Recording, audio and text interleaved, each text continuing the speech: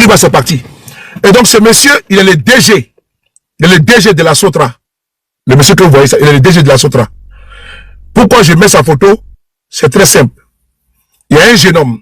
Ce jeune homme, sa photo, il est là. Elle est là, sa photo. Ce jeune homme, il est là. Je montre sa photo.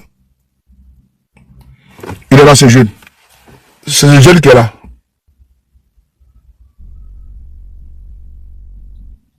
Voilà.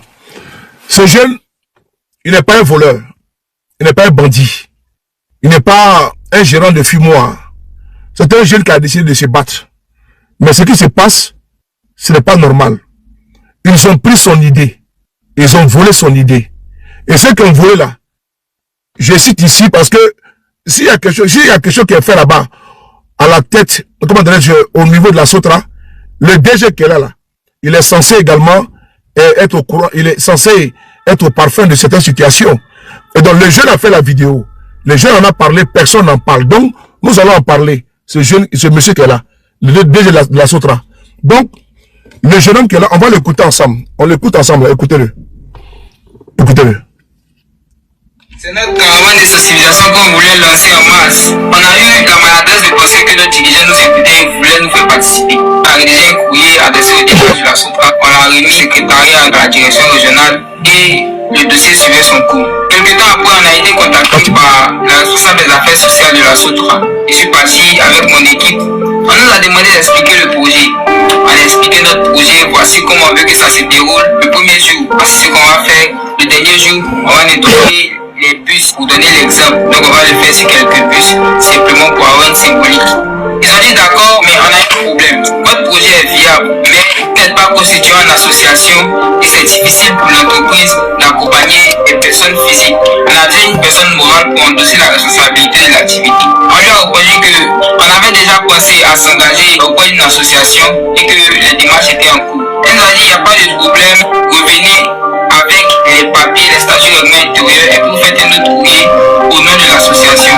Et puis votre courrier va monter jusqu'à la DRH pour que votre projet soit réalisé. C'est comme ça qu'on s'est laissé. Nous étions quand même fiers de l'avancée de notre projet. Mais c'était mal connaître un peu l'administration et négliger les capacités des gens derrière qui travaillent dans le noir. Vous avez remarqué la tenue que je porte. 2 secondes. 2 secondes, je vais jouer. Écoutez-le. Remarquez la tenue que je porte. C'est notre caravane de société. Votre courrier va monter jusqu'à la DRH pour que votre projet. Le jeune qui parle là, celui qui est là. Celui qui est là. Oh, pardon. Celui qui est là. Désolé, je parle. Voilà, celui qui est là. Le jeune qui est là, qui parle là. Celui qui est là. Vous le voyez, non? C'est un jeune ivoirien. Ils ont écrit un courrier au DG de la Sotra. Ils ont un projet. Et le projet là, on le reçoit. Le projet, il est innovateur. Il est parfait. Ils leur disent non, mais il y a un problème. Vous n'êtes pas organisé en association. Pour qu'on puisse vous prendre, vous recruter. Parce que votre projet là, il attire notre attention. On jette notre dévolu dessus. Mais qu'est-ce qui va se passer plus tard? Ils ont volé le projet des jeunes. Et le même projet là, que les jeunes sont allés proposer à la Sotra là. C'est comme ça qu'ils font à tout le monde. Il y a un jeune ivoirien qui est mort il n'y a pas longtemps là. Il a 4 ou 5 ans. C'est la même chose. Tu vas proposer des projets. Tu rentres dans le ministère de Côte d'Ivoire. Tu as des projets. Quand tu sors de là-bas là, tes projets sont restés là-bas déjà. Mais tu es obligé de les faire cadre, de leur donner les projets. Pour qu'ils puissent étudier. Mais ils prennent les projets là, ils donnent à leurs proches. Ils donnent à leurs copines. Ils donnent à leurs cousins. Ils donnent à leurs frères. Et quand tu te rends compte là, on te dit que ton projet là, vraiment n'a pas été retenu. Mais bizarrement, trait pour trait, le début, comment tu vois? Fatima, comment tu vois? Bizarrement, ton projet que toi tu as pris par les donner là, c'est le même projet qui se retrouve dans les mains de quelqu'un d'autre. Le même projet de A à Z. Il y a une interrogation. On va écouter le jeune, hein, parce que la vidéo n'est pas complète. On va l'écouter. Il s'appelle, attends, on va aller sur son TikTok là. Il s'appelle Dani 1. Dani 1. On va aller sur son TikTok. Dani 1. T'as apporté le cas partagé. Dani 1. Dani 1. Dani.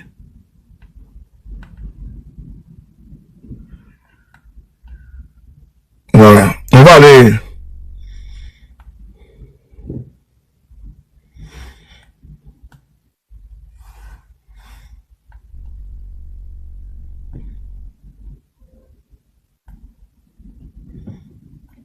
Attendez 2 secondes. Moi, je sais pas comment chercher les trucs sur TikTok là. Je connais pas. Attendez 2 secondes. J'ai un souci sur ce problème là. Ah oui, je me suis trompé. Il y a 2 Y. Voilà.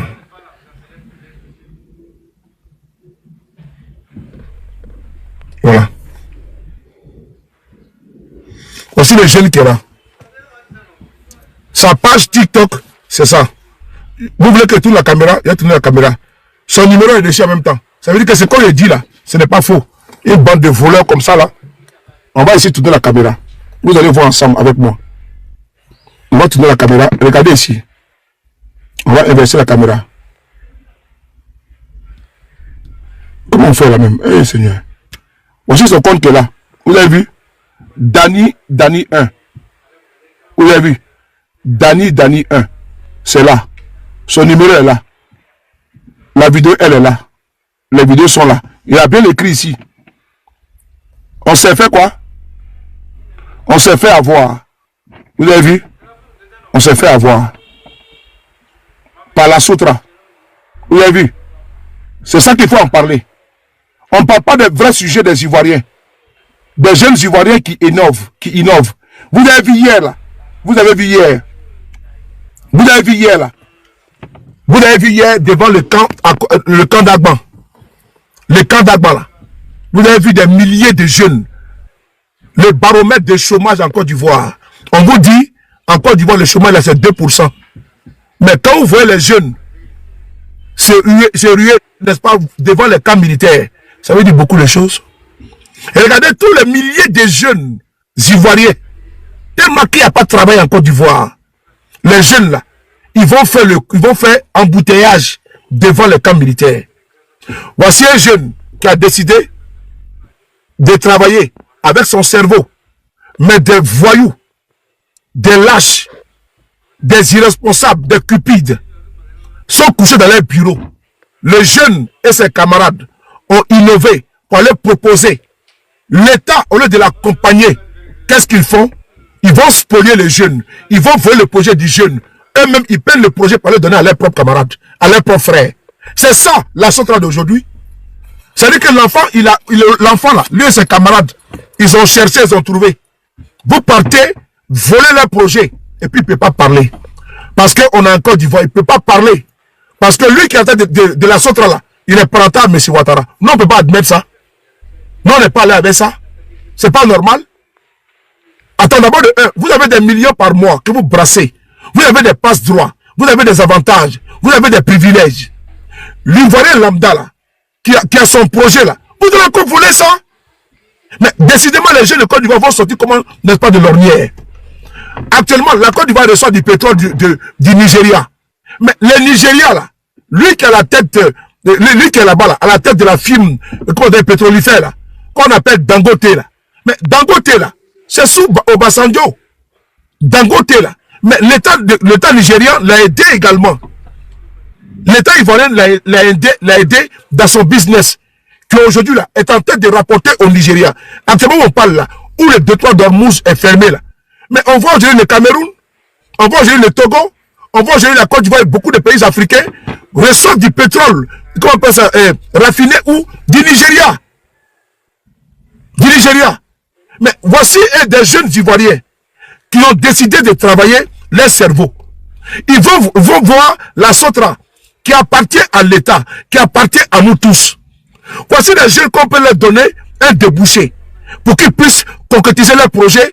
Et puis d'ailleurs, ça fait quoi? Ça rehausse l'image de la Côte d'Ivoire. Parce qu'on donne la chance aux Ivoiriens de toute classe sociale de pouvoir accéder à des emplois ou bien à des appels d'offres. Mais il y a un problème. Les jeunes vont avec leurs projets.